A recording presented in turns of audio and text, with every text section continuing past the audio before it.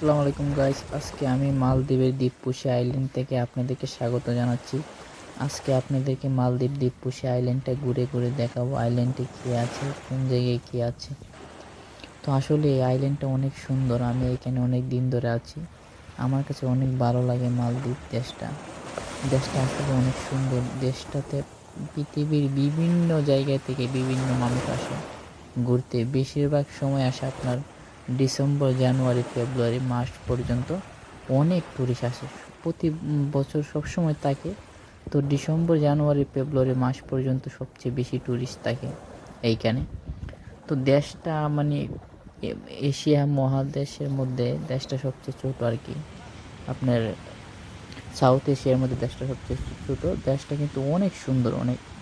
আপনারা যারা আসতে পারেন, যাদের তৌফিক আছে, তারা অবশ্যই এসে ঘুরে যাবেন, দেশটা দেখে যাবেন। আর বর্তমানে চাইনিজ লোক অনেক দেশটাতে। এই যে দেখতে পাচ্ছেন, এই দেশের মহিলারা এতটা সুন্দর না কালো। এই দেশের ছেলেরা অনেক এতটা সুন্দর না কালো। মাঝে মধ্যে কিছু সুন্দর লোক থাকে আর কি, মানে বেশিরভাগ লোক কালো আর কি। আমাদের দেশের লোকের মতোই, মানে এতটা সুন্দর না, কালো।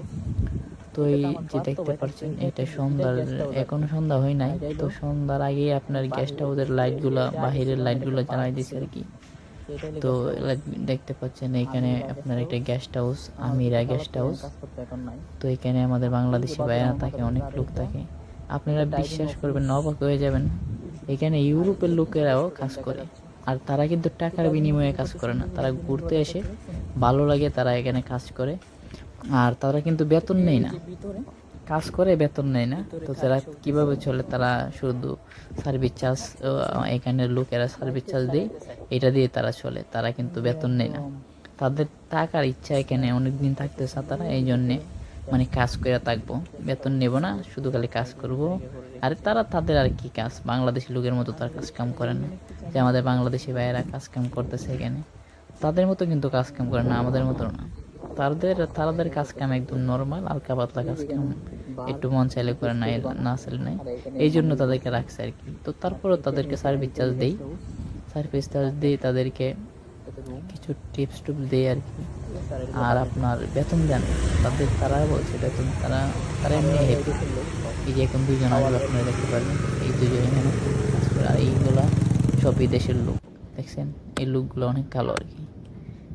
তো এখানে আজকে আমরা বারবিকিউ পার্টি করব আজকে রাত্রে। এখন কিন্তু সন্ধ্যা হয়ে গেছে।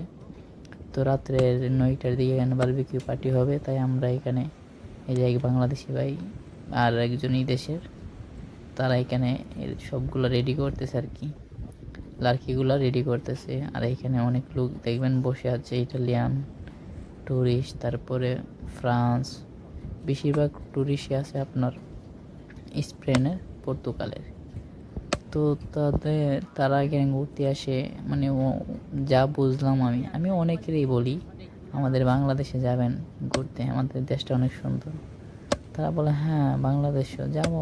তো অনেকে বলে ফেলে বাংলাদেশে তো সেফটি নাই। তো আমি বলি যাই, তো বাংলাদেশের বর্তমান যে অবস্থা, কেমনে যাবে। তো ঠিক আছে, দেখি আল্লাহ কি করে। ইলেকশনের পরে যদি সব কিছু ঠিক থাকে, ভালো থাকে, অবশ্যই অনেক টুরিস্ট আমাদের দেশে যাবে। আমার সাথে অনেকেরই পরিচয় হয়েছে, নাম্বারও দিয়েছে। তারা বলতেছে বাংলাদেশে যাওয়ার ইচ্ছা আছে, যাবে।